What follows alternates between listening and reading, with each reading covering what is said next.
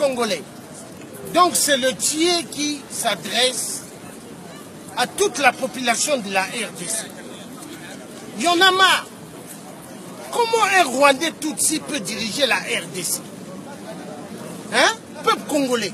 Mais il est temps que vous ouvrez les yeux.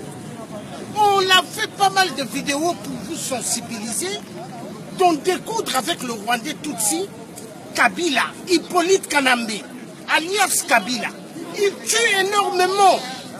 Mais peuple congolais, il faut ouvrir les yeux. Hein? La RDC, c'est la terre des ancêtres. Mais il faut découdre avec ce cafard. Hippolyte Kanambe, alias Kabila. Il faut bobomayer. Bobomamoto wana. Vous avez peur de quoi?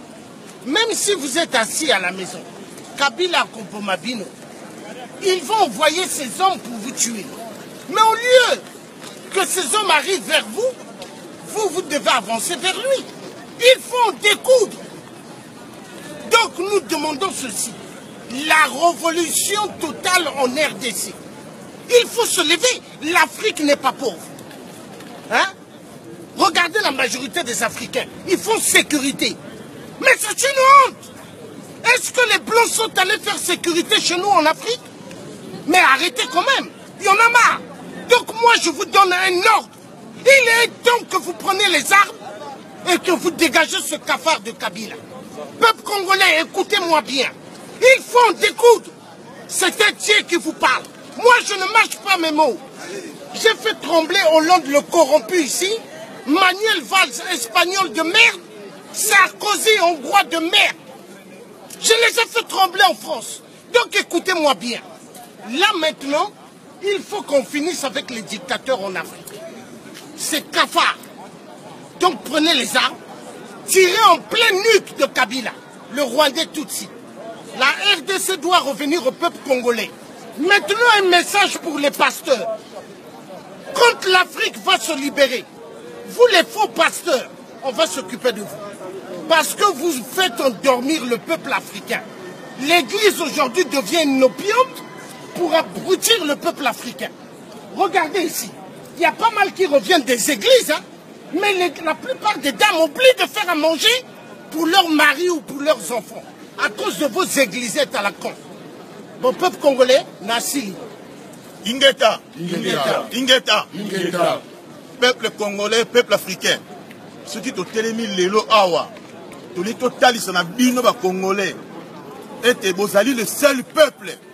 Na mokili mobimba oyo bondima batia na mutu ya mboka mutu oyo ayeba nesika atanga te moto oyo ayeba nesika uta te akomi ko diriger bino tozali peuple oyo na mokili mobimba to defaka lipa kolia même lipa faut que nous defa bozali ko vivre na 2 euros famille mobimba mais bozokoka ko telema te botela lelo oyo Rwandais Hippolyte Kanambe alias Kabila ndenga za ko sakana bino ba congolais ba uti ko sanctionner sous 9 autorités ya mboko ya bino mais to monde ta Rwandais mon côté bomoni ndenge Rwanda ko sakana bino bomoni ba occupant ndenge ba pona ko sacrifier bino bino ndeko ko kufa bino ne ba ko botola ba bien bino ne batu oyo peuple akoboma na place ba Rwandais au lieu de bino boma ba Rwandais mais bozoli ngane biso ba congolais to ba ko pondre bino to ba ko rendre compte na bino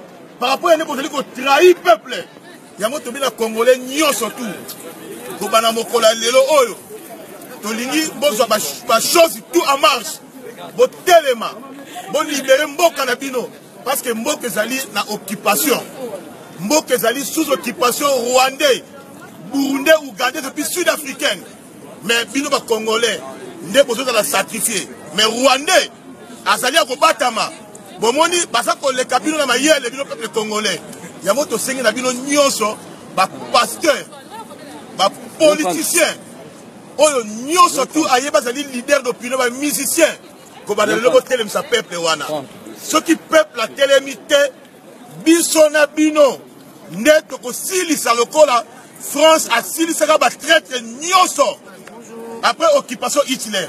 Ingeta. Moi je suis curieux, à chaque fois je vois des trucs. Alors, peuple congolais, demandez parce que moi j'ai juste servi ça. Les messages. Viens prendre. Message Oyo.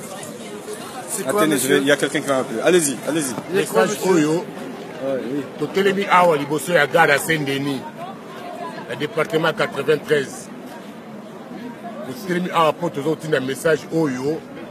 Le peuple congolais. Y compris le gouvernement en place. Numéro 1, Kabila. Kabila Ndegozawana déjà, il faut le kokende. Pour mandat na yo ici là depuis le 19 décembre. Mais tu as évité, et là, nous avons là, le gouvernement en place, nous avons surtout changé, si on change le gouvernement, on va changer le premier ministre de mon côté. On va changer le gouvernement Mobimba. Mais nous avons changé le premier ministre, pour Lukacha, moi, quelques ministres, ils ont posté à Minene, ils ont bloqué. Mais il va bien, chaque chose a son temps. Na minute oyo, Kabila n'a télémi awa, na zo que yo, ngongana yo e koki. Yo ne ozala ngongana e koki. Luka obongama otikela biso mboka na biso to sala élection présidentielle biso moko. Kamata bandeko no ba Rwandais, ba Zambien, ba Ougandais so bozala bango, bozonga na mboka na bino, bo libérer mboka na biso to na besoin ya makile tanga te. Mais ceux qui yo lingi makile tanga. Kabila, un mois 2 mois ebele pona yo. Monanga bien, mon abisso en général de toiler, RCK, résistance combattant congolais bisso. Tout le monde pona yo Kabila. Gouvernement m'a place wana. Ils à la Bouchard, ils à la Mende, ils à la Yokanyama, ils à la Ruberwa, oh yo nani. Bino nyo surtout, moi ba ke suka na bino ekoki. Obolia ki ekoki. Peuple congolais a besoin à diriger mboka na ye. Tout ça, le gouvernement Moussou, tout diriger Congo, le peuple congolais a besoin social. Tant que ça c'est commis, tant que Congo en général est commis, poubelle, Kimbuta, on voit tous les passagers à l'aéroport, à Zobimaba, on fout 55 € par personne. Ils ont coûté combien? Les visas les plus chers, Congo. Passeport les plus chers, Congo. Les pays les plus de viol, Congo. Les pays de n'importe quoi qu'il y a Congo. Makambu toujours na Congo, parce que tu suka wapi Kabila. Tobela bataso to kufa to tikelo Congo. Okosi ça peut bisoter. Bomandongo li. Oso bomi combien? Il y a des fausses communes déjà va découvrir 64 fausses communes. Kabila bomi trop. Oso bomakaka. Ingeta. Il faut pas le congolais. Kabila zonga na Rwanda, tikaba congolais na mboka ya Congo, ingeta. Peuple congolais, makambo nyonso oyo ezoleka biso bakombata na Paris.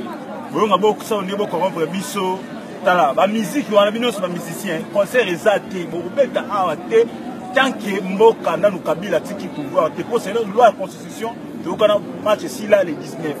Mais si ozo continuer à pouvoir dans tout makasi to limité conseil remettre en poto te puis jamais Kabila dégage to boy na mboka na biso to lingi Congo ezana kimia to boy ça biso ba congolais à l'aise comme si to zala mboka mikili mais to yebi bozo ya ka ya kubatama ndenge bozo ya kubatama to ya luka bino na hotel la place to bozo batama to luka bino ça va méchant Kabila à mort Sassou à mort et tout le Rwanda. Ali Bongo à mort. Tous les dictateurs à mort. Tolingi kimia na Congo, tolingi kimia. Pas question. Tokana mandat et vous ça là 3 ans jamais beaucoup triplé mandat. Donc tolingi kimia maramouté si là les 19 décembre to beta va siffler à Ingeta.